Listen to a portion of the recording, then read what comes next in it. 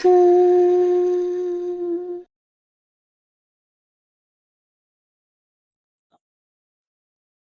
sahabat semua. Hari ini saya nak kongsi satu benda yang sangat-sangat penting yang semua pemilik kucing kena tahu, terutama bila kucing kita tengah sakit. Info ni penting sebab kadang-kadang kita risau tak tentu pasal bila tengok kucing kita macam lagi teruk selepas diberi ubat. Padahal sebenarnya dia tengah dalam proses nak sembuh, nak baik. Jadi saya harap video ni boleh bagi pencerahan sikit pasal proses healing yang kadang-kadang nampak pelik kat mata kita. Dan ramai pembela kucing yang tak tahu pasal satu benda yang dipanggil sebagai healing crisis. Sahabat pernah dengar tak?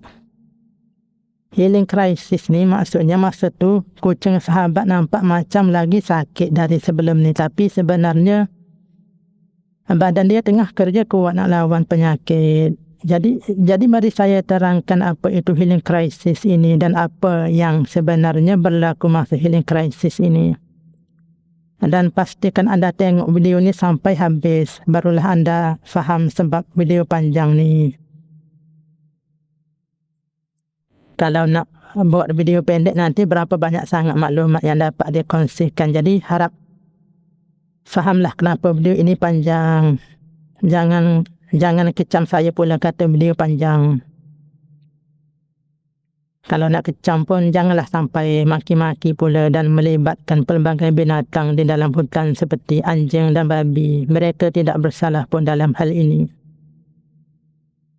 Baik sahabat semua yang dirahmati Allah semua yang berada di luar skrin telefon pintar. Saya berada di dalam skrin telefon pintar. Pertama sekali, bila kucing mula dapat rawatan, sama ada ubat dari klinik ke atau rawatan tradisional ke, seperti mana yang saya banyak ada kongsikan dalam pelbagai video saya, banyak saya ada kongsikan video rawatan secara tradisional kucing ini, rawatan free bagaimana. Banyak dah yang anda boleh pergi tengoklah kalau anda tak tengok lagi. Jadi sama ada dua-dua jenis ubat ini, apabila anda bagi rawatan tu kepada kucing, badan dia akan mula buang toksin-toksin yang berkumpul, toksin-toksin dan kuman-kuman yang matilah. Dan proses detox inilah yang buatkan kucing kita nampak macam lagi tak sihat. Sebagai contohnya, katakanlah seekor kucing mengalami masalah bengkak pada kaki.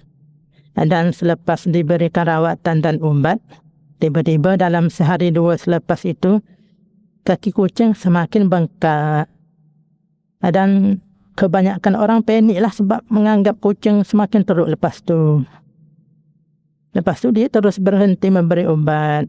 Dan kalau mengikut situasi saya di YouTube ini, ada yang bukan sahaja selepas itu dia berhenti memberikan ubatan seperti tips yang saya kongsikan itu. Bahkan ada juga yang mengecam dan memaki saya dan mengatakan kucing mereka lagi teruklah selepas mengamalkan ajaran saya itu. Jadi amat salah sekali fahaman macam ini dan saya akan terangkan lebih lanjut tentang perkara ini dalam video kali ini. Jadi anda tengok sampai habis video ini. Panjang rasanya video ini. Baik sahabat, saya macam bela sekejap ni, saya nak berfikirlah. Baik sahabat semua yang dirahmati Allah semua. Baik, dia macam ni sahabat-sahabat yang saya kasihi semua. Saya masih mengambil contoh kaki kucing yang bengkak sebentar tadi. Sahabat perlu tahu bahawa apabila penyakit masuk ke dalam badan kucing seperti jangkitan kuman atau virus, tubuh badan kucing tidak duduk diam saja dan makan gaji buta. Dalam badan kucing ini, badan kucing lah ya, dia ada berbilion sel darah putih yang fungsinya sebagai tentera yang kerjanya asyik mencari dan memusnahkan kuman dan virus lah. Segala binatang benda yang berbahaya dalam tubuh badan itu. Jadi sel-sel darah putih ini dia memang pantang kalau ada kuman masuk dalam tubuh kucing. Dia akan terus cari dan makan kuman tersebut.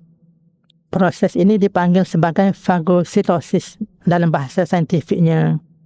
Saya tak nak terangkanlah, ya, anda boleh baca ke bagaimana. Dan apa akan berlaku lepas sel darah putih itu makan kuman dan virus? Apa yang akan berlaku? Baik, di sinilah timbul apa yang dikatakan sebagai healing crisis. Yang mana selepas sel darah putih memakan kuman itu, dia akan mati syahid dan akan keluar dari badan dalam bentuk nanah.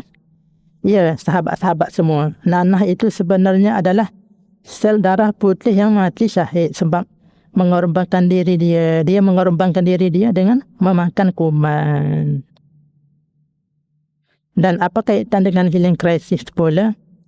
Ya, memang ada kaitan sebab adakah anda rasa nanah itu akan keluar dari badan kucing secara magis, tiba-tiba, pup, gaib dan hilang? Tidak, sahabat-sahabat semua. Itu cerita khayalan. Dia tidak ada macam tu. Ia akan keluar dari badan binatang kucing kita yang comel itu dengan badan kucing akan menjadi lebih bengkak. Kemudian dia akan pecah dan keluar dari badan kucing. Dia akan bengkak dulu, kemudian dia pecah. Atau kalau dia tidak pecah pun, oleh sebab jangkitan itu lebih dalam isi kucing, bengkak yang lebih besar itu akan memudahkan tubuh kucing untuk menyerap nanah itu. Sehingga akhirnya dia akan beransur-ansur surut kembali akhirnya. Jadi inilah yang dipanggil healing crisis, krisis penyembuhan kalau bahasa Melayu lah itu. Jadi sahabat-sahabat semua yang dimuliakan semua, kalau kucing nak baik, dia kena jadi macam ni lah. Dan contoh yang kedua pula, apabila kucing itu mengalami penyakit seperti pyometra seperti mana yang penyakit famous lah ni, yang berlaku kepada binatang kucing. Pyometra iaitu jangkitan dalam rahim dia. Biasanya selepas tuan kucing merawat penyakit itu menggunakan rawatan seperti yang saya kongsikan dari daun semalu, seperti saya ada kongsikan dalam video saya yang lepas-lepas, tuan kucing akan pelik sebab tengok kucing semakin baik dan selera makan kembali, aktif dan sebagainya. Tapi kemaluan kucing sebaliknya masih keluar nanah dengan banyak.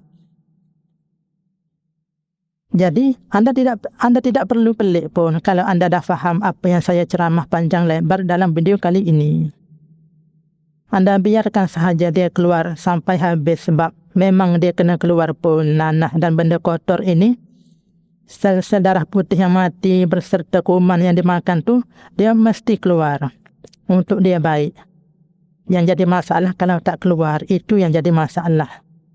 Dan kalau healing crisis ini, kalau kucing tak nampak sihat dan aktif, biasanya kucing akan nampak tak bermaya, semakin tak bermaya dalam masa 24 jam sehingga 3 hari selepas rawatan. Dia memang nampak lemah sikit, tapi keadaan dia masih okey. Bila kita panggil nama dia pun dia masih lagi respon. Dan dia masih nak makan, dia masih nak minum air walaupun makan tu dia tak berapa nak lalu atau dia tak nak makan. Ini tanda yang baik dah ni. Tanda healing crisis tu tengah berfungsi lah. Dia tengah tubuh badan binatang kucing kita yang kita sayang itu sedang membaik. InsyaAllah sahabat-sahabat yang dimuliakan Allah semua, selepas beberapa hari semua simptom ini akan makin berkurang dan kucing akan beransur baiklah. Dia bergantung kepada tahap keseriusan kucing itulah, tempoh dia tu. Jadi baik, jadi apa yang sahabat kena buat masa healing crisis ni? Pertama sekali, sahabat jangan paniklah kalau anda dah bagi obat masa dia sakit tu. Anda tak perlu panik dah. Healing crisis ni wajib akan berlaku kalau dia nak baik. Keduanya, Anda perlu letakkan kucing itu di tempat yang sunyi dan selesa. Jangan letakkan dia di tempat yang bising seperti tempat orang berkumpul, seperti ruang tamu. Nanti lagi sakit kucing itu. Dia perlu berehat. Jadi dia perlu tempat yang senyap dan sunyi. Alah, macam manusia lah, kalau dekat hospital tu pun nurse akan larang dan marah orang buat bising. Jadi sama sahaja dengan binatang kucing kesayangan kita pun macam tu juga, dia nak berehat. Jadi jangan bising-bising, letak tempat yang sesuai. Yang ketiga, sahabat-sahabat, sediakan air bersih setiap hari. Jangan air kucing sampai berhari-hari tak tukar. Sebab kucing sakit ni dia sensitif sikit. Jadi pastikan setiap hari tukar air bersih selalu. Bagi air tapis kalau boleh. Keempat, di samping ubat, jangan lupa bagi susu kucing kat kucing sekali sehari 3 ml. Kalau kucing besar, cukup dah kalau dia tak nak makan. Beli susu kucing yang paket kecil harga RM2 satu tu dah cukup. Beli 2-3 paket cukuplah, insya-Allah sudah cukup sampai kucing baik. Kadang-kadang memang biasanya tak habis pun biasanya kalau anda rawat dia. Dan pancuh 1 bahagian susu dengan 2 bahagian air suam. Itu cara dia pancuh. Dan anda suap guna pecah garis saiz 1 ml supaya dia mudah telan. Dan kalau kucing tak nak makan pun masa sakit ini, adalah benda yang baik seperti mana yang saya ada terangkan dalam video saya yang lepas, yang saya tak nak cerita lagi kat sini, panjang pula video ni.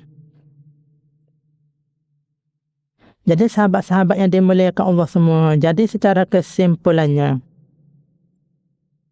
penting untuk kita faham pasal healing crisis ini, sebab kalau tak, kita mungkin berhentikan rawatan awal sangat atau buat keputusan yang tak betul sebab panik.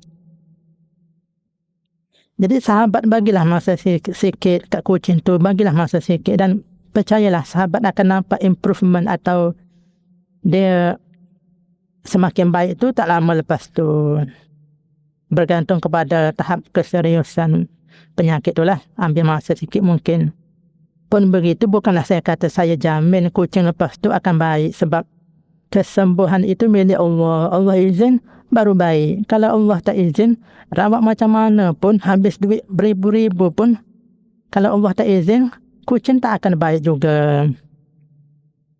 Jadi kucing hidup, kucing mati itu adalah semua ketetapan Allah yang pasti berlaku di dunia inilah sebagai ujian ke atas para hambanya. Yang pentingnya, usaha rawat kucing kita kena ada, jangan duduk saja. Cara nak rawat secara semula jadi pun saya ada kongsikan dalam video ini. Video-video saya yang lepas, banyaklah saya ada kongsikan. Jadi anda boleh rawat guna cara yang saya kongsikan itu kalau pun anda tidak dapat pergi ke klinik kucing. InsyaAllah.